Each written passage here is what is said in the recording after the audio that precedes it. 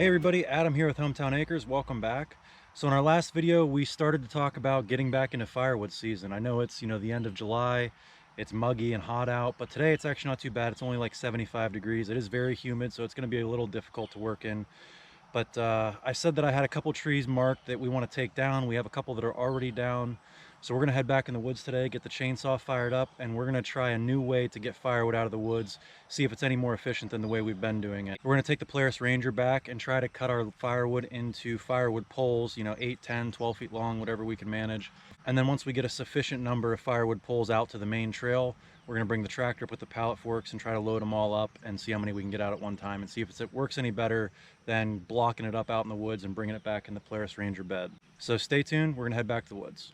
All right, so here's the plan. I have this cherry tree that I cut down a couple of months ago. I just haven't come back here and got it yet. There's two chunks there, and then there's the big trunk there. And then I have another tree down here that I cut down at the same time because it all got hung up together. There's just vines and stuff all in this. You can see the side-by-sides right over there. And the plan is I'm going to cut this up into log-sized pieces and then come back here with the pallet forks and the tractor, and that way I can get everything out of the woods all at once on the pallet forks, take it out to the yard and cut it up and split it there where there's not so many bugs, deer flies, and mosquitoes out here. And there's also two more trees. If you look up this way here, there's an ash tree right up there, no treetop left on it. And then here's another nice ash tree that's dead with no treetop left up on it.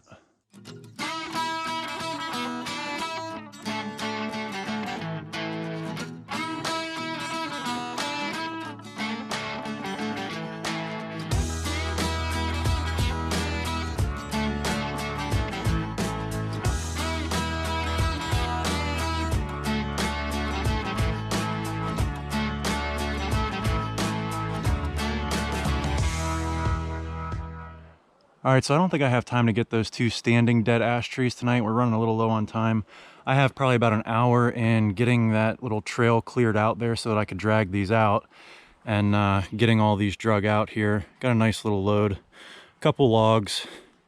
We'll head back to the house, get the Kioti, see if we can load all these up on the pallet forks on one trip and make it back out.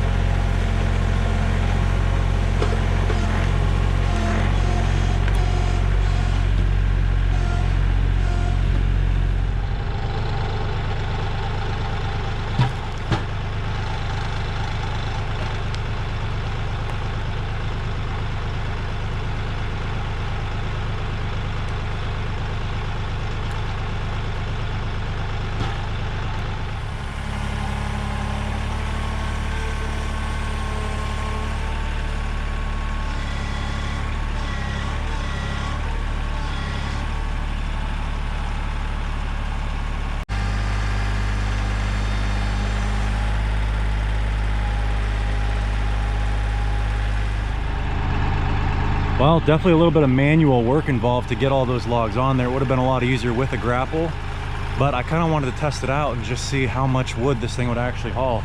And when I rev up the engine, I mean, it's not even struggling a little bit. I could go up higher, I just don't want to for safety reasons. But this loader lifts 1,835 pounds, has no trouble at all lifting 8 logs like this.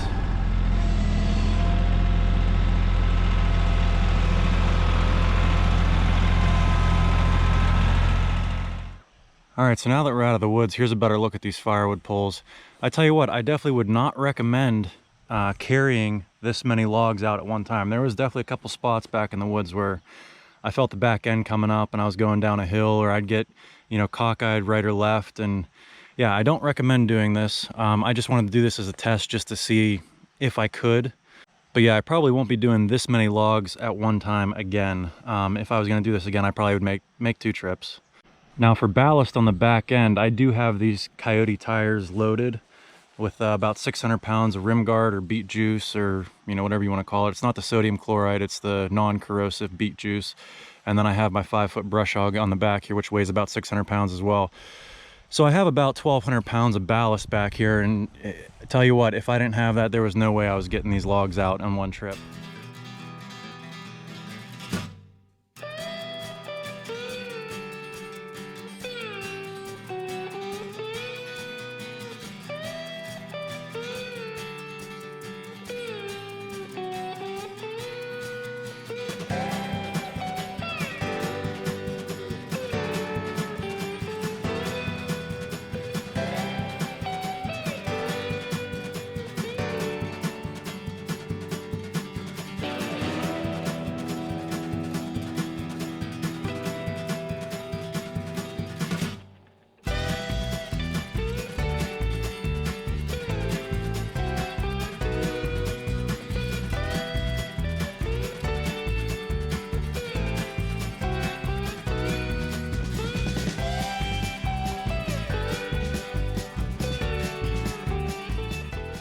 All right, so there's the damage done, and there's the 2 machines that helped me do it, the Kioti CK3510 and the Polaris Ranger Midsize 570.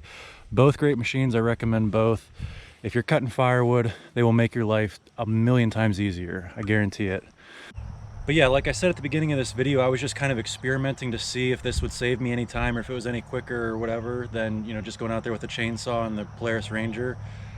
I don't know. I think it depends on the situation. If you're pretty far away from the trail, I think it helps to take the Polaris Ranger out with a tow strap, just because it's a little bit more maneuverable to get in there and drag those logs closer to the trail, and then come back and get the tractor and use the pallet forks and load up everything for one trip out. I definitely think I can get more out on the pallet forks than I can in the bed of the Polaris Ranger, as long as I keep everything in 10, 12-foot logs, because I carried 8 logs out. And this load here, this is probably, I don't know, 2, maybe even 3 Polaris Ranger loads, so it's kind of nice to get more out in one drive.